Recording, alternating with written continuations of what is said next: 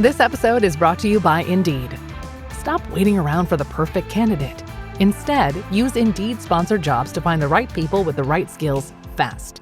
It's a simple way to make sure your listing is the first candidates see. According to Indeed data, sponsored jobs have 4 times more applicants than non-sponsored jobs. So go build your dream team today with Indeed.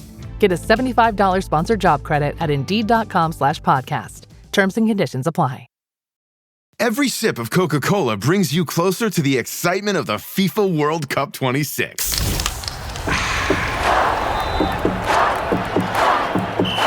Because nothing compares to the joy. So grab a Coke and drink in the FIFA World Cup 26. No purchase necessary. 13 plus in 50 U.S. states and D.C. with a web-enabled device. Ends March 1st with 8 entry periods. Rules at cokeurl.com/soccer rules.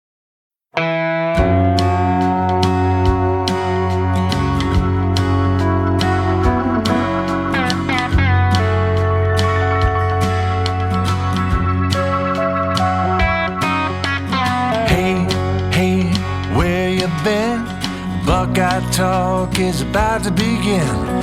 Hey, hey, hey, come on in.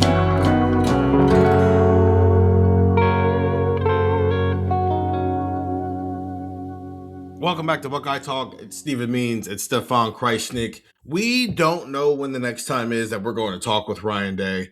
Obviously, there's a lot that's happened since the last time we talked to Ryan Day after Ohio State's loss in the Cotton Bowl to Miami. They've lost players to the portal. They've added players to the portal. They've lost members of their coaching staff. They've added new members of their coaching staff. There's like a million different things that we could talk to Ryan Day about. We don't necessarily know when that's going to be, but we're just going to project a little bit and some things that maybe are on our minds for when that does happen. We're going to pretend, as you're listening to this Thursday, we are talking with Ryan Day. We typically do a video on this, Stefan and I do, every single week during the season, and so we're just expanding that. 6 things that we would be asking Ryan Day on Thursday if we were talking with Ohio State. Stefan, what is the number one thing you would want to talk with Ryan Day about? Yeah, I think the number one kind of topic, pressing thing is, centering around Arthur Smith and his hire as the offensive coordinator. And I think you and I talked about this after Arthur Smith was hired, of just like, we understand thought process and the mold of what, Ryan Day is trying to do with some of these coordinator roles, right? We saw it, we saw it last year with Matt Patricia. We saw it again this year where it's, someone from the NFL level, a former, head coach at that, someone who has experience as a play caller, this side on the offensive side of the ball, or this time on the offensive side of the ball. Last year was, defensive side of the ball. Like, we understand, I think, why Ryan Day wanted Arthur Smith because of all those boxes that he checked. But I think what's interesting to me about this hire is, and not that there's a million guys who like check those boxes, but this is a guy who checked those boxes and also brings in kind of a run game background to implement a bit of what, Ryan Day has always done in the passing attack, right? And we've seen, throughout the years, Ohio State's usage of tight end kind of fluctuate. It's not like, Ryan Day never put tight ends on the field before Chip Kelly arrived, but I think we would definitely say the last couple of years, it feels like it's been a bit more and more and more, kind of trying to get some consistency in the run game. That was something that lacked last year. And it's just, to me, it's very intriguing of like, not only did you go get someone who fills all these boxes in terms of, the NFL experience and all that and the head coaching experience, but you also went out and got someone who has, a background maybe different than what, you're considered a guru of, right? Like Ryan Day's offense, and Ryan Day is kind of considered a passing game guru and a quarterback guru. And they've had great, wide receivers throughout Ryan Day's time. And the quarterback play has been stellar, since Ryan Day arrived at Ohio State. This is now another coordinator kind of follows the Chip Kelly mold a bit of just like the strengths and kind of what he's known for is in the rushing attack, right? And what the different ways you design run game and all that. So what is it about Arthur Smith that kind of intrigued him from that schematic side of it, of bringing in a guy who maybe has, an area of expertise that's outside, kind of what you're known for as a head coach in the play? I think to piggyback on that, because in this hypothetical where we're talking to Ryan Day on Thursday, we are also getting all the assistants on the field afterwards. Because sure, from the Ryan Day perspective, it's like, hey, this now you have that marriage again of there's balance between guys who are maybe better in the passing game versus guys who are maybe better in the run game. It creates probably the best operation that you could have, which outside of the fact that this was Brian Hartline's first year last year, he's also probably more of an expert in the passing game than he is in the running game. And so that was going to be, and as that kind of showed up, right? It took forever for the run game to get there. And really the only games where we saw it be consistent were against UCLA and Rutgers, which were two of the worst run defenses in college football. So, of course, your run games on that day was good. But then the Michigan game also, it probably had its best moment, and we never really saw that again. I think from the Arthur Smith perspective of that, it's what do you think is the best way to go about this run game, right? Because he was the offensive coordinator for the Tennessee Titans. Okay, Derrick Henry's not on this roster. Taylor Lewan is not on this roster. At least, actually, is Austin Saraville? Probably not. Taylor Lewan was a first-round draft pick. I don't know. Maybe not. But just the personnel isn't quite the same. Like even the quarterbacks, right? The quarterbacks that they had in Tennessee versus what Julian saying are two very different quarterbacks. The receiving corps are a little bit different, right? There's all these different. You bring a coordinator in, but he still has to marry whatever he wants to do to what his personnel is in college football. This isn't like the NFL where you go get guys who fit your system. It's like you go get the best players you can get, and then you figure out who those guys are and you build a scheme around those guys. And so from the Arthur Smith perspective, when he looks at Bo Jackson, when he looks at Isaiah West, when he looks at Jacoby Jackson, when he looks at Turbo Rogers, okay, what does he see in that running back room in terms of what works best with their skill sets? When he looks at an offensive line that's going to be some configuration of Austin Saraville, Luke Montgomery, Carson Hinsman, Josh Padilla, Phillip Daniels, Ian Moore, maybe Carter Lowe gets thrown into that mix. Like, what is he? Well, first of all, who's the best five?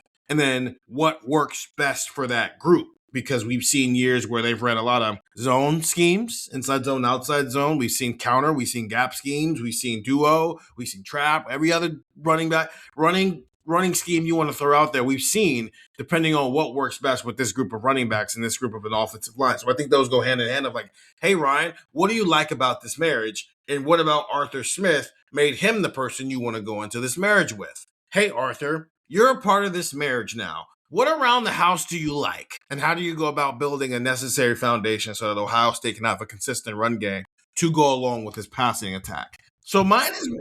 I'm hung up on the idea of the Austin Saraville, Taylor Lewan comparison and starting a podcast called Bustin' with the Bucks. And now we have to trademark that before we look up one day and Austin Saraville has a podcast. He's got to find like a Nebraska counterpart though, or like Dylan Raiola. I guess Bill left, so it becomes a little tougher now. That would have been the obvious one. Maybe like, well, no. Who is like Nebraska's like Big Ten rival? Who's the closest thing to that? Probably Iowa or Minnesota, I would guess. So yeah, he'd have to go find an Iowa or Minnesota guy because that's the thing. Because that's true. Yeah, it's like anti-thing here. Who's most likely to have a podcast now that Caleb Downs is gone on the Ohio State roster? I see Brandon Ennis having one. He's got the personality for it. The Zone 6 podcast. I'd listen to that. I would listen to that. Brandon Ennis and Jermaine Matthews having a podcast together. And now I'm listening.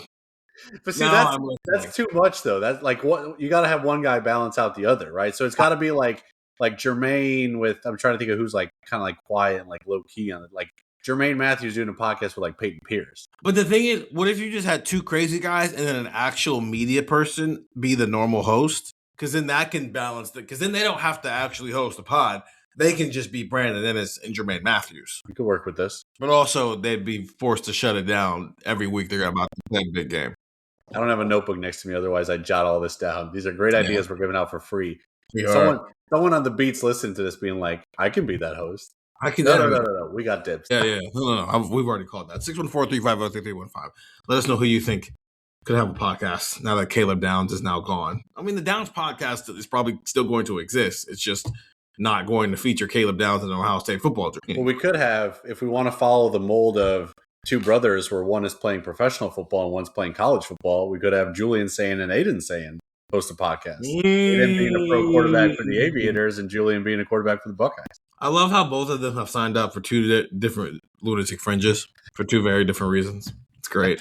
Standard's going to be the standard regardless, though. Everybody needs to go undefeated. My first question is maybe a little bit more big picture, and it's because it feels like it's forever a moving target for how to approach roster construction. And this felt like a line in the sand for Ryan Day in Ohio State, where for a long time, the portal for them was we're going to recruit, and we're going to use the portal to supplement where it's needed to fill a hole, to fill a need. And this felt like the first time that it wasn't just about filling a hole, filling a need. It was like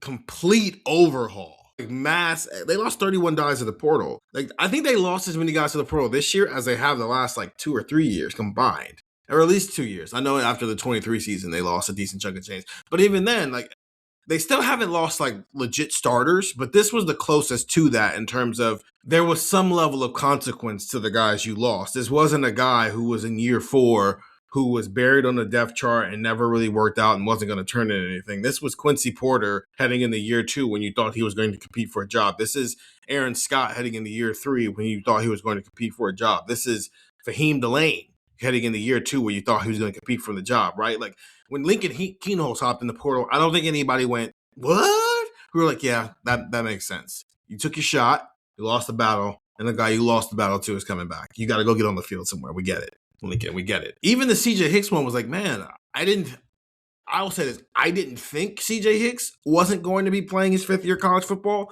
at Ohio State, but I'm also not like dumbfounded by him just wanting to completely start afresh, start anew at somewhere else. I completely get that. Bylan Graham, Quincy Porter, Aaron Scott, even Bryce West, when those guys started hopping in the portal, even if, as we've now talked about it, when you come down off that high and you have a real conversation about it, it's understandable from both sides why they are no longer together. In the moment, when the notification comes out that Aaron Scott is going in the portal, we're like, what is going on? What is happening here? And so when you have that level of overhaul, and we talk about why that overhaul happened the way we have really for the last month here, like the conversations that Ryan Day and Mark Pantoni have had in terms of how you go about constructing the roster, is it still true that you want, like, let's just for the sake of putting numbers on it, if you want 90% of your roster to be guys you recruited out of high school and 10% to be portal guys who are filling a hole, is that now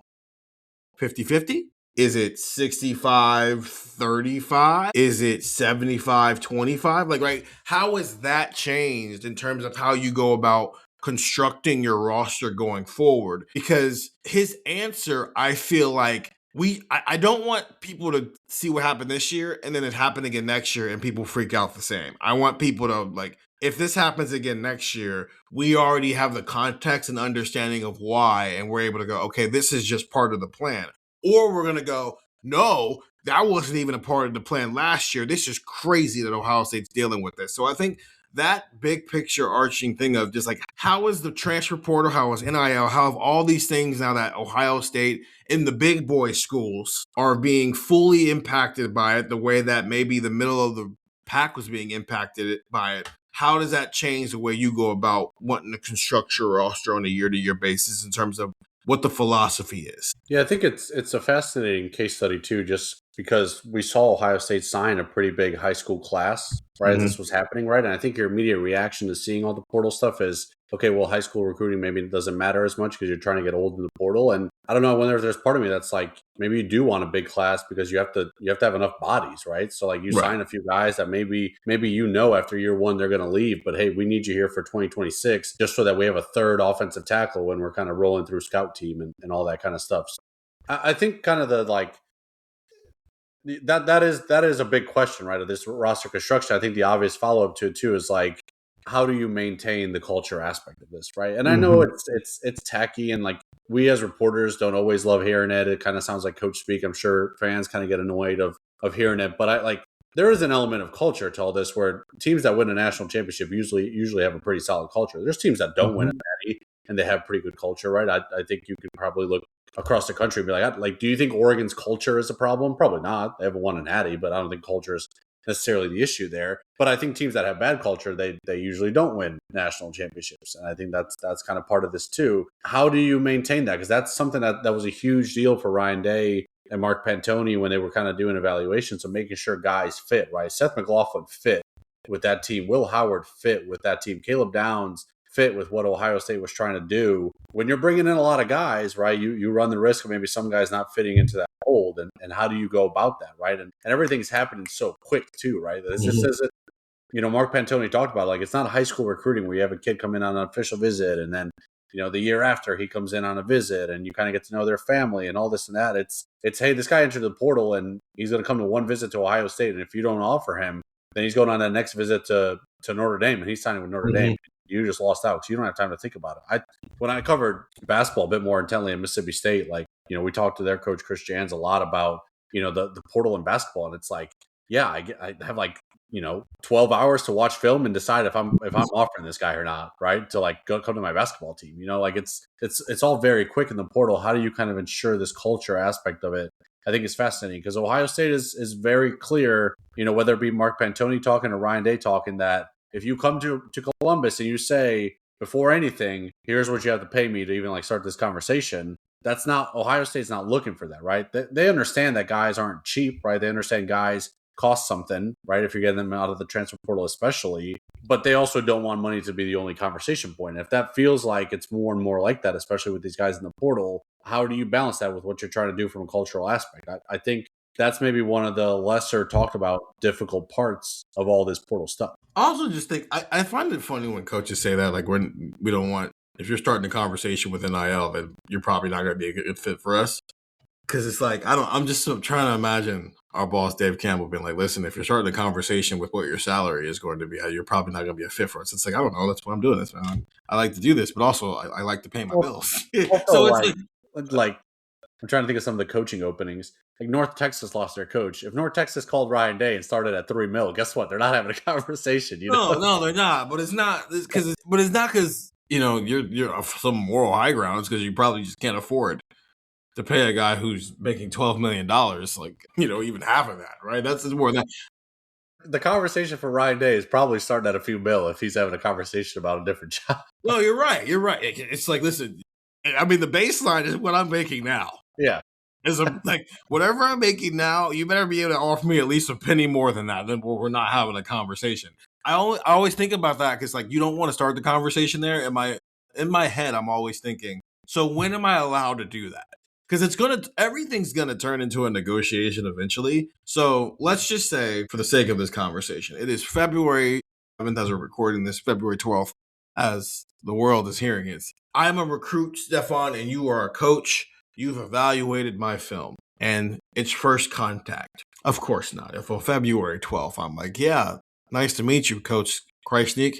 How much money can you give me to come to your school? You're gonna be like, all right, well, I don't even know you, dude. What do you need? We're in the beginning process. But can I ask a week later? Is it a month later? Is it 6 months later? Do I have to wait until signing day? And then my agent's calling listen, man, he wants to come here, but I don't know. I'd be stupid to advise my client to not look at this other offer when they're offering next. What are you offering? So it's a thing. It's not a real thing that you can ever ask in a presser, but it's just, oh, you can't start with an NIL. Okay, I can't lead with it, but can it be number 4 on the list or number 3? I don't know. Eventually, we got to get around to it. Is it a lunchtime conversation? That's what I'm saying. Maybe when dinner rolls around, when do we get to that part? Yeah, because listen, this is eventually going to come down to that, so we might as well stop pushing it off. But that's not my other question. I always think about that whenever coaches say, if you're starting with NIL, it's probably not going to be a fit. It's it is a little tongue in cheek too. It's probably not a literal thing, but it is still kind of funny. But but the thing is, for some people, it is literal. There probably definitely are some recruits out there where you just met this man and you're going, how much can you offer me? It's I don't even know you, dude. I don't know. Can we learn about each other first? And I get that. That's where you run into problems where it's if someone like a Jeremiah Smith is in the portal, let's start with money because you know what you're getting, right? Yeah, and I think right there's exceptions to it, but I think there's a lot of guys who think they fill that mold where it's look at my tape, I know what I'm worth, and it's all right, dude, you played 7 snaps last year. Yeah, it's definitely more of a thing in the portal. It's dude, you didn't play enough last year to be asking me these questions. This is what we have for you. You either take it or you don't. We're not haggling here. That's fun. That's actually a good sign. It's what's your value? Are you able to negotiate? And how much can you negotiate? Bo Jackson, he's got a long leash for negotiation. Turbo Rogers right now, probably not. But we'll see what happens over the next 12 months when, you got to go back to the table and do this again. Okay, that's round 1. Arthur Smith and roster construction. Let's take our first break here, and then we'll come back and do another round here. And we're back here on Buckeye Talk. Stephen Means and Stefan Krajisnik. We are pretending like we're talking to Ryan Day on Thursday for the first time since Ohio State season ended. We are actually not doing that, but we're just pretending like we are. We're just getting mental reps here, man. Getting the questions ready. We're talking them through. so that when we actually do talk to Ryan Day, we can ask him in a way that the questions will actually get answered. Stefan, what's the next thing you want to learn? Next thing you want to ask Day? I'll build off something you said right before the break there. You mentioned Bo Jackson. Are you a little concerned about running back in the spring? Like, Yes. are we brushing it over because it's in the spring that the injuries and the recoveries are going on? I am concerned that their top two running backs, both of them missed their senior year of high school because of injuries. One of them didn't get fully recovered from that injury until the middle of his freshman year of college. And the other one was walking around with heavy ice bags on his shoulder for essentially the last 2.5 months of the season. At a position where it's already like kind of built in that you're like a car. The moment you leave the lot, you start to diminish in value. Yes, I am very concerned that Ohio State's top two running backs are 19 years old and they're already missing springs. So can I interest you in Favor Akey, who's coming off a high school injury, Turbo Rogers, who was on and off the availability report last year, Jacoby Jackson, who was at Ohio State because he got a medical hardship waiver, and who am I missing? Legend Bay, who may or may not be in the running back room. Yes. I think my question to Ryan Day is like, are you concerned? And should we be concerned? And this is not like, I'm not, listen, all things considered, if Bo Jackson and Isaiah West, if their recovery goes as expected, especially with Bo Jackson, if it goes as expected, they'll probably get through the spring here, recovery, have a, kind of get back into it in the summer and have a decent preseason camp in August. And I'm sure Bo Jackson will be fine. And I'm sure he'll be the 1,000-yard running back that he was as a true freshman, probably even a notch up as a sophomore. It's a new coordinator, a coordinator who, like, what are we talking about in the first segment, where run game is a big part of like what he was brought in to do. And like, how acclimated can Bo or Isaiah be while they're not practicing in the spring? And like, is there any level of a concern that like they are kind of playing catch up in August in a room where it's pretty clear that at least Bo is the starter, right? Like, could Legend Bay or Turbo Rogers or Favor Akey have an awesome spring and an awesome offseason where it's like the Texas game rolls around and your top two is Bo Jackson and like Turbo Rogers, or Bo Jackson and Jacoby Jackson? Like, would that shock you? Probably not. Would you be kind of surprised? Probably a little bit, right? I think we would all expect Isaiah to be the number two guy, but it's like, I don't know. Like, is there any level of concern that some of these guys might be a little bit behind when August rolls around just because of everything that's going on in terms of health in the spring? It's like running backs, you're not getting a full look at them because they're not getting hit. They're not breaking tackles in practice. Like, Ryan Day talks about that all the time. So it's like you're kind of at a disadvantage to start with in terms of running back and evaluation in practices. Yeah. You add on top of that, a few of these guys, two of your top two guys aren't practicing, and the other four guys are all kind of banged up in their own way. It's not, I don't think it's nothing. I don't think we can gloss over and be like, these guys will be fine come week one. I completely forgot that Jacoby Jackson's extra year was because of a medical hardship. I'm not concerned about it, mainly because we've been down this road before. It was kind of the same thing with Travion Henderson, where he misspoke at the time, and I clarified with him afterward, but he was playing a little banged up after his freshman year. And we saw how the next 2 years went. And it ended great, right? But sophomore and junior year were not always fun, right? He was dealing with injury after injury. Mayan Williams was dealing with injury after injury, right? It got to the point where Dallin Hayden was supposed to redshirt in 2022, and they couldn't redshirt him because they didn't have the other running backs, because their top two were playing musical chairs all year with which one was healthy and which one was not on a given week. And is that the world we're going to live in this year, where Bo Jackson and Isaiah West are going to be playing musical chairs? Now, granted, that's the most extreme worst case scenario here.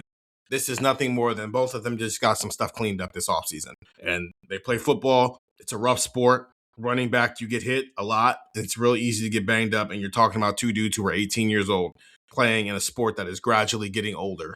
18-year-olds playing 23-year-olds, you're probably going to get a little bit banged up. So this is not, it's why we're not concerned, but it's enough of a thing that to at least bring up of like, hey man, one, are you expecting Bo and Isaiah to be back? Like, this is a thing where they're just going to miss. This is a thing where they could go do some stuff in the spring, later in the spring, but it's even better to just, you know what?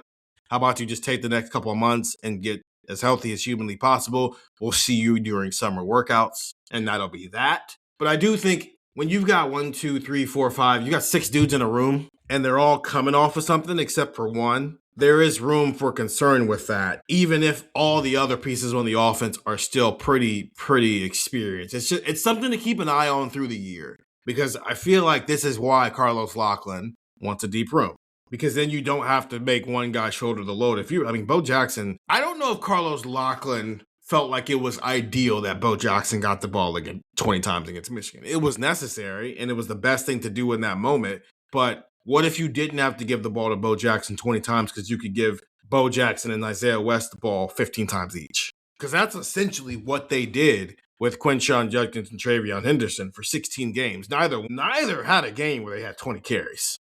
I think that is the ideal world Carlos Lachlan wants to live in. And this room, given the injury history that already exists, in a world where all but one of these guys are under the age of 20? Yeah, it's a question for Ryan Day. And again, it's probably also a question for Carlos Lachlan and on trying to manage that this spring and making sure that Favre Key and Turbo Rogers and Jacoby Jackson and Legend Bay get as many reps as possible so they're comfortable because something might happen and you have to play them against Iowa.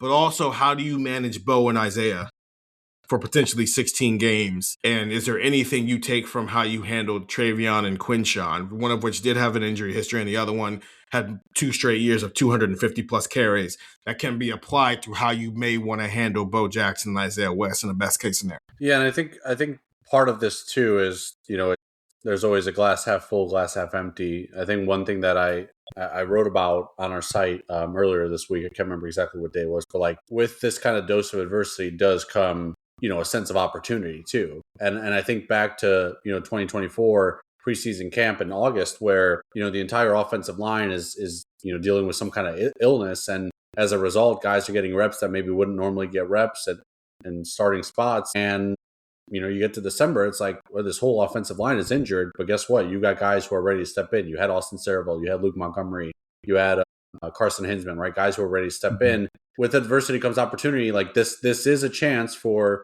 barring 100% health and being out there, for a guy like Favre Key to maybe get more reps in the spring than he initially would have. For a guy like Legend Bay or Turbo Rogers to get more reps in the spring than maybe we would have thought they would get, right? And in the spring, Ohio State does a good job of rolling and understanding that a guy like Bo Jackson or a guy like Jeremiah Smith doesn't need a million reps in the spring, right? You want to keep them, relatively fresh as they go through the offseason. But I think Turbo Rogers will get more than he would have.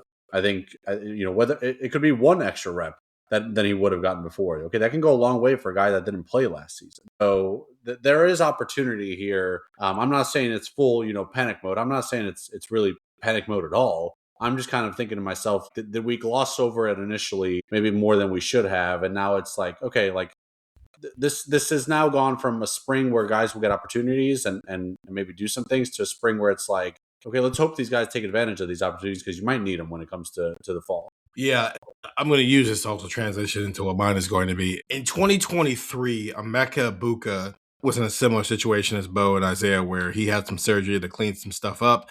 And so he was out for the spring. Julian Fleming was also out for the spring. And so it was just Marv in terms of the returning starting receivers. And so there was opportunity to be had for freshman Carnell Tate, freshman Bryson Rogers, freshman Noah Rogers at the time. There was opportunity to be had for some of those guys going into year 2, like Caleb Brown and Caleb Burden and Kojo Antwi and Keon Grace. Obviously, none of those 4 ended up staying here long term, but there was opportunity to be had. And who ended up taking advantage of those opportunities? Carnell Tate did.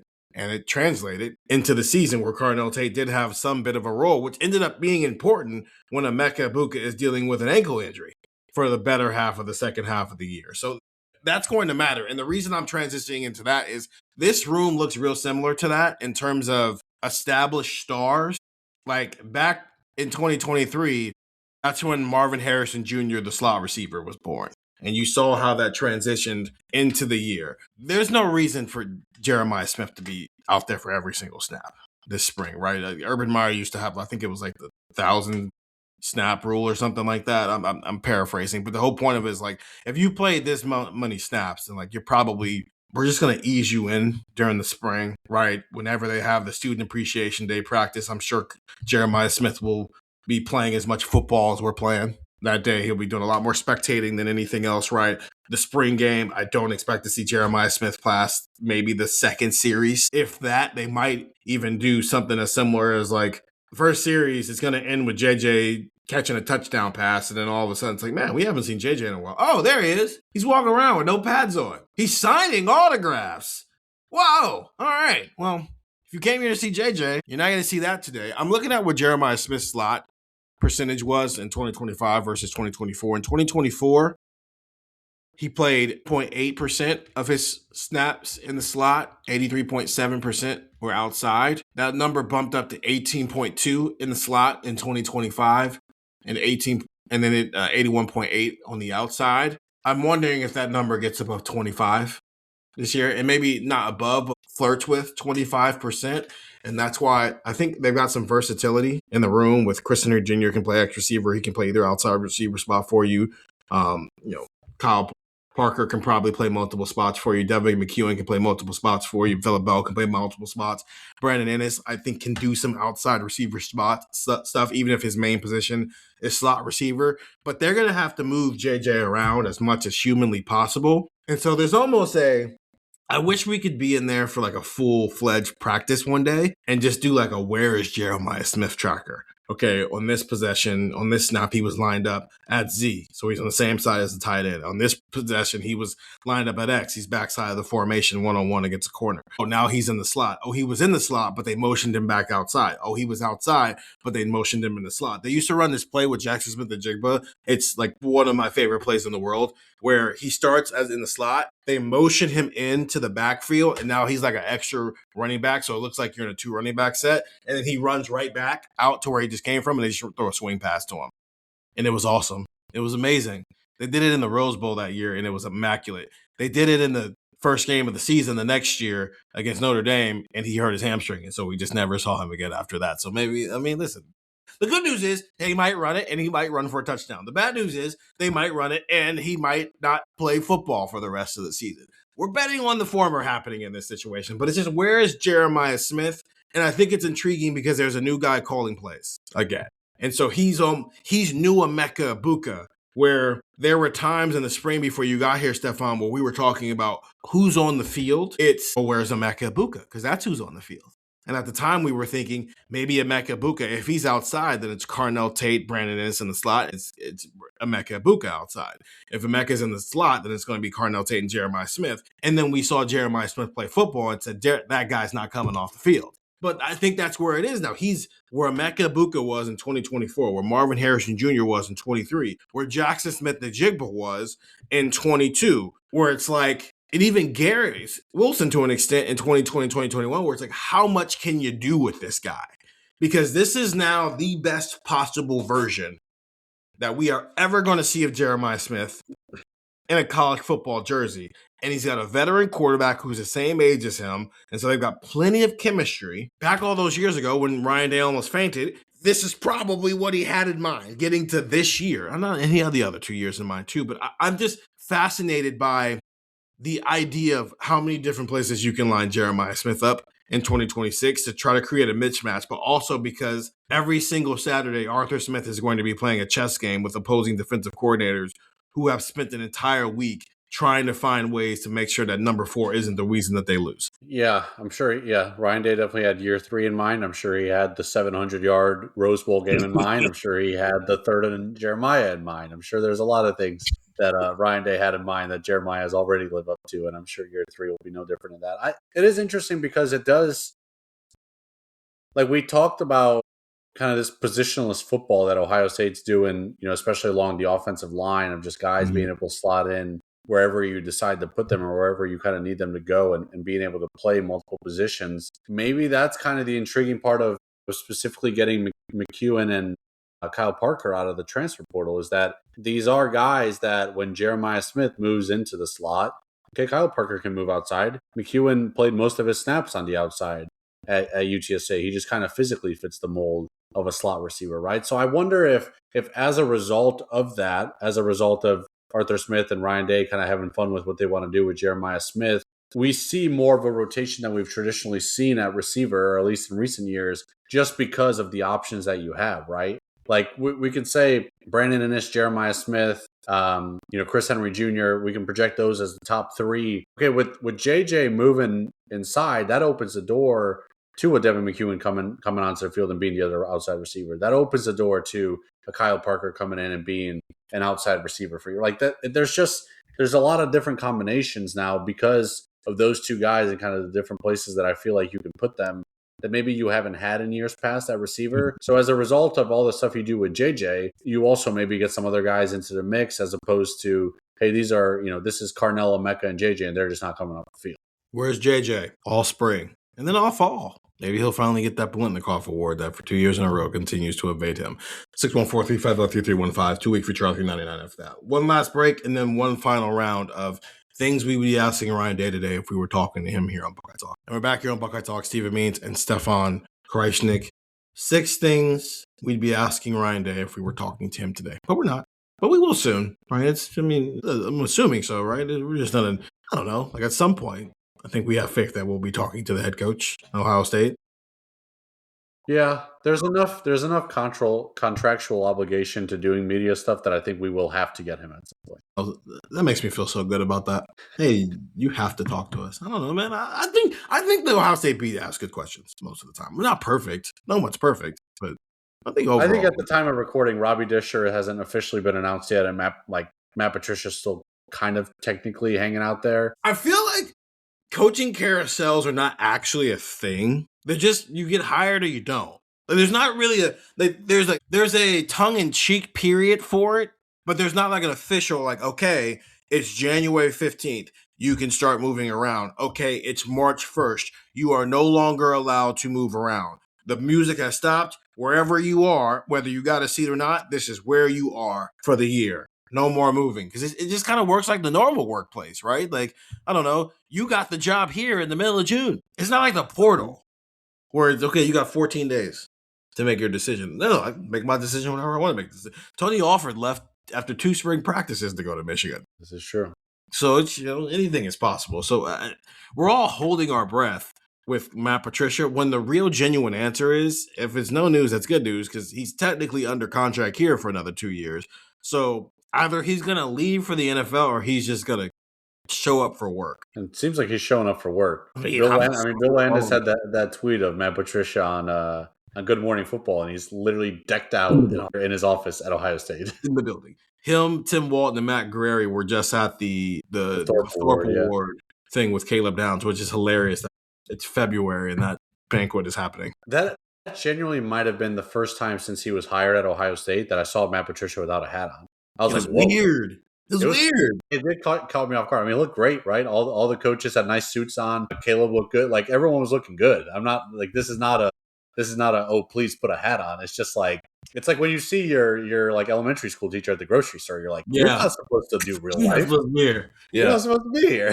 Matt Patricia is so football that seeing him in non-football spaces, even though technically it was a football space, but like actual like football spaces, you're just like, I didn't know you did these things. And you're like, what? Get my groceries? Yeah, I have to eat. Okay.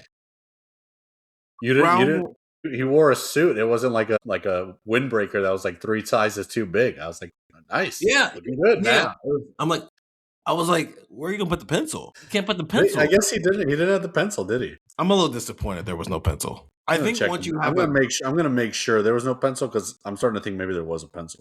Patricia's like, there's always a pencil. But yeah, but I don't know. I think once you have like a shtick like that, you have to always have the shtick. Like, it's like no Gillis pencil. Wearing the hat, the different minor league baseball hats. If he ever comes on a video and doesn't have the minor league baseball hat on, I'm going to be confused. Was there a pencil? There's no pencil. Okay, disappointing. What a shame. We're losing recipes. Okay. Anyway, third time around. What's the last thing you would want to ask Ryan Day if we were talking to him today? We haven't really talked about defense yet, have we? Which is typically how Ryan Day pressers go. It's like, let's ask Ryan Day offense, and we'll maybe at some point talk to Matt Patricia and ask him. Somebody will ask him a defense to get the ball rolling. 2024. I mean, we got Jim Knowles so often. That's like no point of asking Ryan Day a defensive question. But I'll do a defensive question. And again, maybe this is a better question for Matt Patricia, but the safety position and kind of what you want to do with Earl Little and kind of him as this nickel safety, the kind of the different things you can do there. And I think maybe the more like newsy question is like, what is Terry Moore like in the injury realm looking like? Is he ready to go? He missed the 2025 season as he was so he if I remember correctly, he tore his ACL in the Gator Bowl at the end of the 2024 season. Yep. Missed the 2025 season, right? And 2024 was when he was the all ACC guy. Missed the 2025 season. There were reports kind of throughout the year that I saw from some Duke writers of just, going to press conferences and things of that nature, where it sounded like he was working to get back. And I think Duke was hopeful that at some point he would play. And he just never really did. So I'm curious, like, where is he in his rehab and his kind of track back to the field, and his, like, we're all penciling him in as a starting safety alongside, Jalen McClain and Earl Little. Okay. Like, is he ready to go in the spring then? Right. Cause we saw last year for Matt Patricia, when he came in, the spring was pretty important for him determining kind of all the different things he wants to do with Arvell and Caleb and Sonny. Okay. Yeah, sure. Matt Patricia's now back for a second year. He knows this roster more, but guess what? He's still learning Earl Little. He's learning Terry Moore. I'm sure there's probably parts of him that knows what he wants to do with Riley Pettijohn and Peyton Pierce, because they played at least a little bit last year. Peyton more than Riley, but it's like, okay, you're still kind of seeing, full exposure of what you can do with them. Christian Allegro is a new guy in that mix, right? So, like, there's so many new things for Matt Patricia to kind of start wrapping his mind around, where I think the spring is actually, really important in terms of that, right? Kind of getting an idea of how you want to use some of these guys. And, Terry Moore's availability, I think, is a big part of that. And is he ready to go so that Matt Patricia can kind of say, yes or no on various things that he wants to do with Terry Moore as that starter alongside Jalen McClain? It's 3rd and 7 in a vital time to get off the field moment. Who's on the field? Like, if you had to give me an 11, front, backers, and back end, who's on the field? Kenyatta, Edric Houston. You probably go 2 defensive ends or 3 defensive ends, to be honest. Kenyatta, Edric Houston, Zion and Rusaw. Or actually, maybe it's, I keep saying Zion because I think he's going to be the starter. I just think he's going to be awesome. Yeah, this is completely up to you. Maybe it would be better to say, like, Kenyatta, Edric, Allegro, and then one of Zion or Rusaw with Pettijohn, Pierce, Devin, Jermaine, Earl Little, Terry Moore, and Jalen McClain. Is that 11? Did I count that right? Yeah. Okay. Yeah. I think the only thing I would change for mine, and again, there's no wrong answers here. I mean, we've seen nothing from this football team yet. So this is all projection. I'm just kind of basing it off what they did last year. It would be Quay Rusaw or Christian Allegro for me. I think I might put Dominic McKinley on the field and do what they did last year, where Dominic McKinley has the Devin Sanchez role of, on 3rd and long situations, he comes in and plays outside corner, and Jermaine becomes like a second slot. So it's him and Earl Little inside with Dominic McKinley and Dominic Kelly. Kelly, yeah. Dominic McKinley is the LSU. Yeah. I was like, do I not know this roster?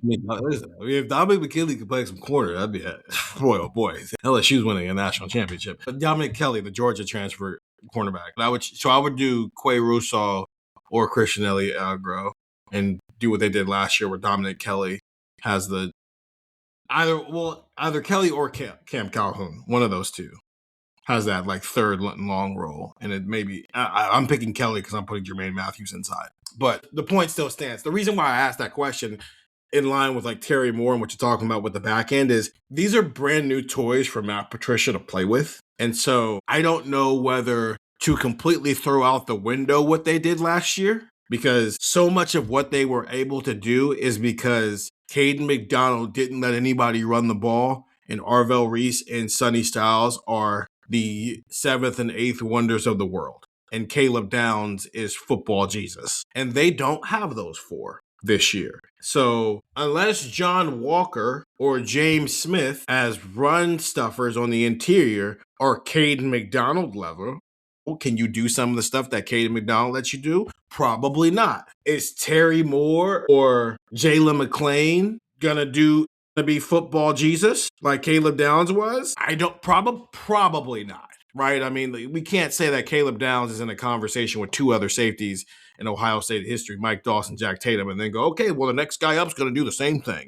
So probably not. Okay, so there are things with Caleb Downs that you were allowed to do that you probably can't do this year because Caleb Downs is not back there. We all think Riley Pettijohn is going to be a dude, right? Like, I'm not just speaking for the pod, right? I think everybody, all 3 of us think that.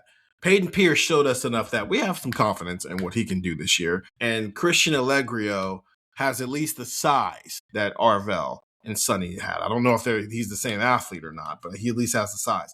But none of them are the physical makeup of two people who might be the number 2 pick and like the number 11 pick in the NFL draft. So there are things that your linebackers allowed you to do last year that you might need to do some different things this year. And it doesn't make them better or worse. It just means they're different skill sets. So you have to attack some things differently. So you use Terry Moore, and I'm just maybe expanding that through the whole defense of just like, what does this even look like with Terry Moore healthy, but also remembering he hasn't played football in 12 months, and a bunch of new pieces who look very different than the pieces you had last year that allowed you to do what you did. Because obviously, we left the Texas game going, man, this defense is pretty good. April is going to tell us just how good this defense was when they have 4 guys taken in the first 25 picks of the draft. And I don't know if we were there 12 months ago where it's like, oh, they're going to have 4 first-round draft picks on the defense alone, and then you sprinkle in Carnell Tate. Yeah, I was actually randomly thinking the other day about that Texas game and the conversation when we left it of just like, wow, this defense is pretty damn good, and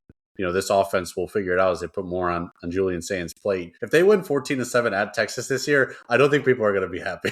No. They're going to be like, I don't want to hear this about the offense will get better. I'm not doing that. I think this year the defense is allowed to be a pleasant surprise. I don't think the offense is allowed to be any bit of a surprise in either way. You got too many good pieces coming back for you to be scoring 36 points a game and only scoring 13 points and 14 points in the 3 games that actually mattered on your schedule. Throw the ball. Speaking of throwing the ball, I'm going to just take both quarterbacks in this situation since this is the only quarterback we're going to talk about because it's 2 different things. Tavian St. Clair played, 15 snaps last year? And he needs to be ready if Julian Sand steps off the curb the wrong way. He played 13 snaps, and they all came against an FCS opponent. And he needs to be ready if something happens to Julian Sand. This is probably the least experienced backup quarterback Ohio State has had since C.J. Stroud in 2020 as a true freshman who never threw a pass. And as cool of a moment as it was when Justin Fields got his literal ribs broken, missed a play, and came back in and threw a touchdown, what if he couldn't come back in that game against Clemson in 2020? And now all of a sudden you're asking C.J. Stroud, who had played 6 snaps up to that point, to not just hand the ball off to Trey Sermon, he's got to run the offense. Do you think we would have all had a level of anxiety back then? Because that's what we're talking about here. Yes. So, I think there was definitely a bit of this is incredibly tough by Justin Fields. Also, thank you, God, that Justin Fields was able to do this. It's listen, C.J. Stroud ended up being awesome. That's not the version of C.J. Stroud we would have gotten. And I remember asking him about that, and he was like, yeah, I was ready to go in, but at the same time, that was nobody. It would not have been an easy ask. It would not have been an easy ask. Well, what we saw from Justin CJ Stroud in the NFL playoffs, maybe there would have been some of that if he was thrown into that. You got to remember, that's game 7, and it's COVID, so he really, really was behind the 8 ball in comparison to some of these other quarterbacks who have come in here. Because then you think of the next couple of years, in 2021, their backup was Kyle McCord, who was a true freshman. But by the time they got deep in the Big Ten play, he had a start under his belt, right? Devin Brown had some snaps under his belt against Power 4 teams. It wasn't a lot, but it was enough that him being the backup in 23 and then in 24, it was enough there that even if we thought Julian Sand was probably going to be the future starter, I think we all would have agreed that if something happened to Will Howard in a game, it would be Devin Brown coming in, which is exactly what happened against Michigan later that year and against Michigan State. Yeah. So but you had enough there that okay, this guy can run the offense. Does it take the ceiling down a little bit? Sure, but he can run the offense. Even this year with Lincoln Keno's, okay, he can run the offense a little bit. Is it the ceiling as high as it is from a passing game standpoint with Julian Sand? Probably not, but he can run the offense enough to be competent. We don't have that answer with Tavian St. Clair, and so for me, a little bit, he's just as important as Julian Sand is from that standpoint because right now, they live in the world they lived in with Justin Fields in 2020 and 2019, where it's if he gets hurt, what are you going to do? It's kind of a wrap there. So, to start there with just the Tavian St. Clair element of this, not just for the future, but I would like to see some things from Tavian St. Clair through the next 15 practices, and especially in the spring game, because you got to remember the last visual we have from him in the spring game, he got picked off by Fahim Belaine, and it was a pick 6. And he's a true freshman. who was going through this for the first time, so we're not holding it against him. But I would like to see things from Tavian St. Clair that suggest that he is well on his way to being a guy who is eventually going to be Ohio State starting. Yeah, and I think kind of to piggyback off that is you and I would probably be in agreement. I think Gillis would probably agree too that if there is a Justin Fields situation like that, or even Devin Brown against Michigan or Michigan State, where it's middle of the game and someone's getting thrown in, it's probably Justin Martin. I think we would. But what you want it to be Tavian St. Clair though, right? Like you want Tavian to get to a point where you trust him in that. And I think that would kind of be like we probably have to, give him some truth serum to ask Ryan Day this, but like who's the backup quarterback for Julian Sayin rolls an ankle, and who's the backup quarterback for you have a bye week and Julian Sayin's not playing. Mm-hmm. I think those could be two very different conversations, and that maybe even maybe this is what you were going to ask for your other question, but like what is Justin Martin at Ohio State? Like what is the conversation with him? Because it's like I think initially it happened, and I think everyone's reaction was like Eli Brickhandler or Tristan Gebbia. Yeah. He's played too much and probably would have had too good of offers to come to Ohio State just to be like a coach in waiting, right? So I think there's an element to him of like wants to get developed and maybe have an opportunity, and it's probably not at Ohio State, but it's like come spend a year at Ohio State, go back in the portal, maybe you can be a starter somewhere and have an opportunity. But like, what is Justin Martin's role this year? And I don't know. Like I guess I wouldn't be stunned if we got to August and Ryan Day was like, I guess I'd be stunned if he said it, but if Ryan Day came to a podium, it was just like, Justin Martin is this team's backup quarterback, Tavian St. Clair's third string, regardless of situation, right? Regardless of if it's mid-game or we have a week to prepare, Justin Martin's the guy we're turning to. I would love to know kind of what was the offseason and transfer portal conversation like with him to bring him in and have him be part of this quarterback room. Devin Brown played 15 snaps. 6 of them came against a Big Ten team. And obviously, he also played like significantly more snaps than that. I think there's an element too of like going through an offseason kind of competing for a starting job that maybe gives you a little like Lincoln Keenholz, sure he didn't have a ton of experience. He competed for a starting job, whether we thought it was serious or not, right? Devin Brown, sure, not a ton of experience, but he went through the spring and the fall competing for a starting job and getting a decent amount of reps there. Going through an offseason where you're expecting to be playing football in the fall versus going through an offseason where it's like, I'm just trying to figure out where my locker is every day. I'm not really worried about. And that's the thing with Tavian is he's going through this offseason not preparing it like a starter, right? Like Lincoln last year spent most of the offseason preparing to be a starter. Devin Brown the past offseason preparing to be a starter, even if he didn't end up winning the job. Tavian St. Clair at no point this offseason is going to go into a practice and be like, I'm preparing to be the starter. I know they say like you prepare like you're going to start, and I'm sure he does some of that, but mentally you're not saying I am starting on Saturday. And which is why his situation is very Kyle McCord 2022, where Kyle McCord was going into his second year here and he was still not necessarily prepared, like going into it as a starter. CJ Stroud was a clear starting quarterback at that point. So it's like, how do you approach things? But again, Kyle McCord had started a football game in college football. And yes, it was not a Power 4 opponent, but it was at least an FBS opponent.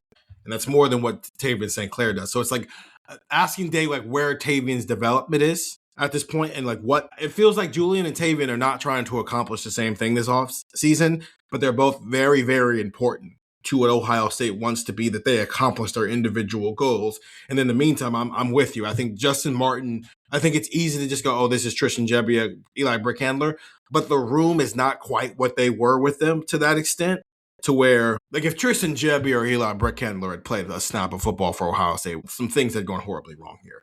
I don't think that has to necessarily happen to that extent for Justin Martin to have to play a snap for Ohio State in 2026, especially given what their schedule looks like. From the Julian Sand standpoint of things, this is the third time in Ryan Day's career since he came to Ohio State that he is getting another year with a quarterback. Like, he got JT Barrett for 1 year in 2017. I understand JT had started other years, but he had other quarterback coaches. Wayne Haskins was a starter for the year, and he went to the NFL. Justin Fields was a starter in 2019. He came back in 2020. But even then, his second year kind of got interrupted by COVID, so maybe he didn't get the full Ryan Day experience. CJ Stroud was a starter in 2021. He was back and got the full Ryan Day experience. Starter, he was a backup in year 1, starter in year 2, starter again in year 3, and by the end of that thing, he was humming, like the best possible version of CJ Stroud. And then we get into Kyle McCord, who probably should have been like the ultimate Ryan Day project, right? He comes in, he competes for a job, he loses it, and he's the backup for 2 years. Now he should be the starter for the next 2 years, but things go obviously left.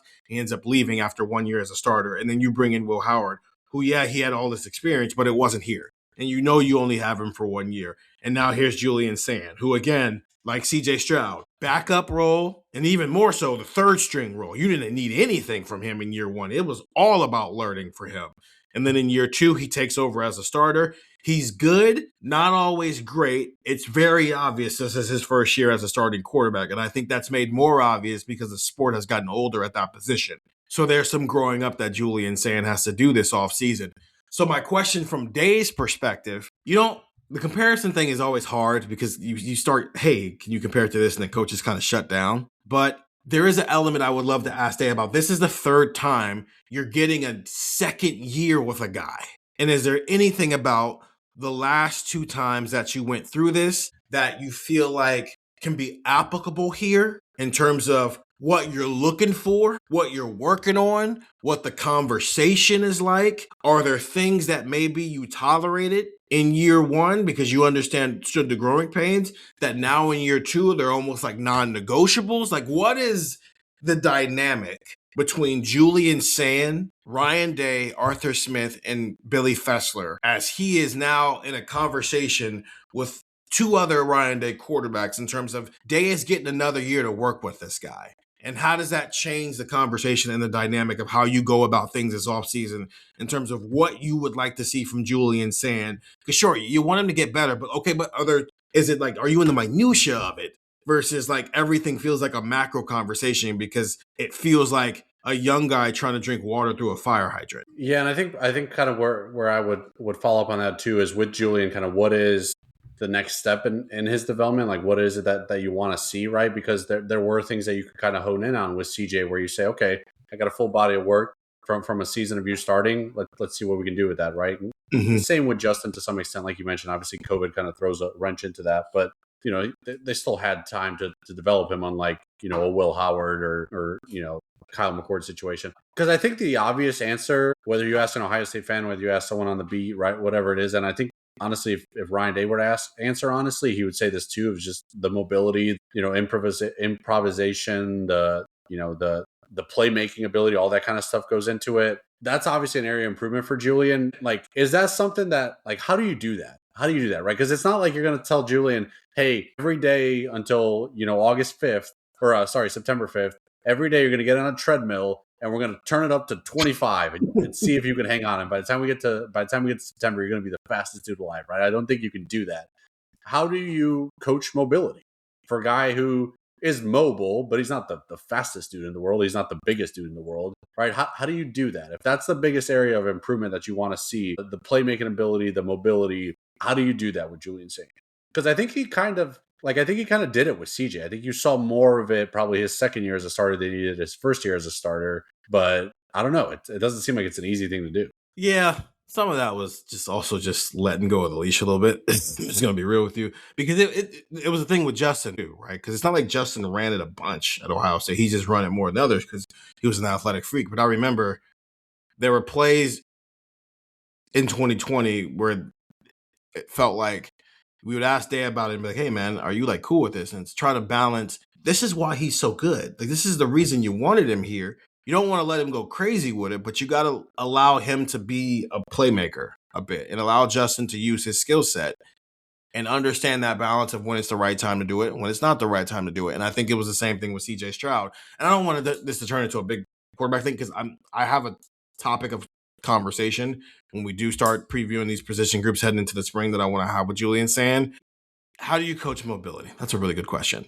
It's like, how do you coach a guy's ability to get yards after the catch versus like, I don't know, you just play football and like you get tackled or you don't. Some people are just good at it, some people are you don't. But that's like kind of my thing here. That's what I'm thinking about. Like, how do you coach mobility? I don't know. Some dudes just have it and some people don't. How do you coach, hey, you should have taken that seam? Like, you can tell him as many times as you want in practice. But when there's bullets flying at you and things are live, you either got to step up and make that throw or you don't. And that's the one thing. Justin was a big game hunter. He was always going to try to go get it. And sometimes it burned him.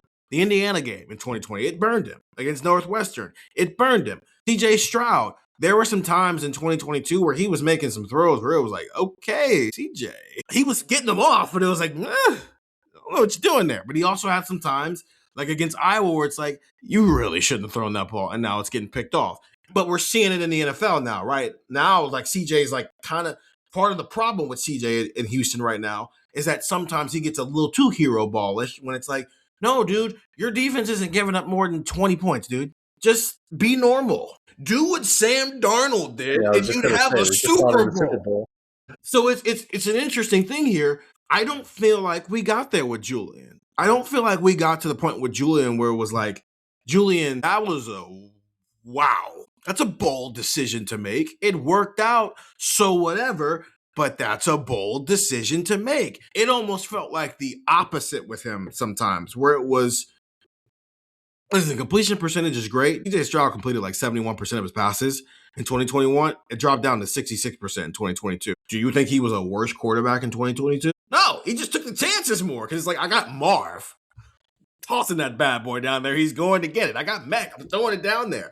And it felt like with Julian, and again, I don't want this to turn into a quarterback thing, but like that's, and we'll get more into this when we start those position preview. But the growth of Julian Sand, how much of that in these conversations is like, what can we do to help as the coaching staff, as a coordinator, to put you in these positions and to help you grow as a quarterback?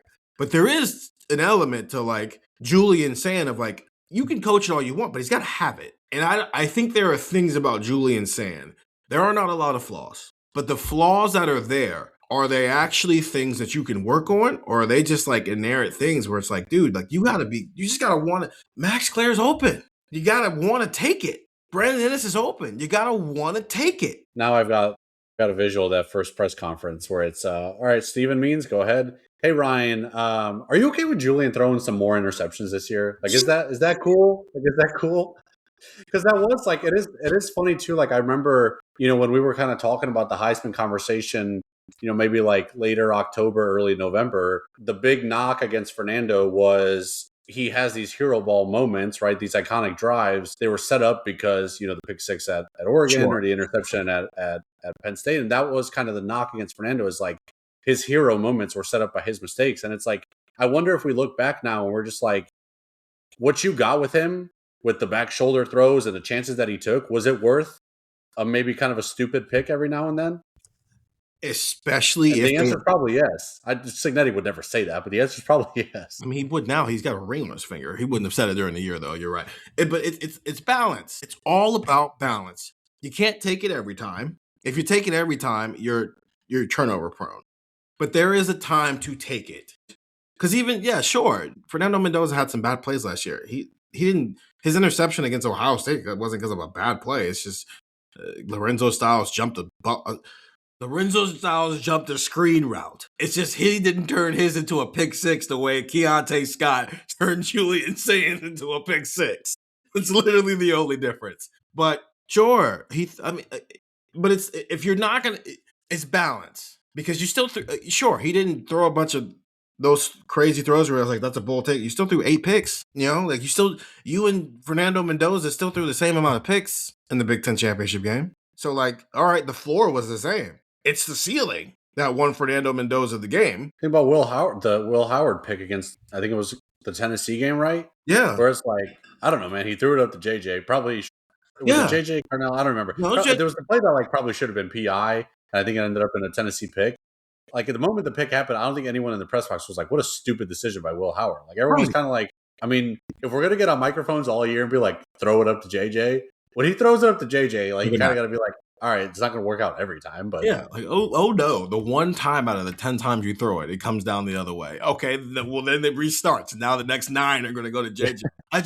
There's the part for Dave for me is, I get it. Year one of a quarterback, be smart with the ball, run the offense, make the routine plays routinely.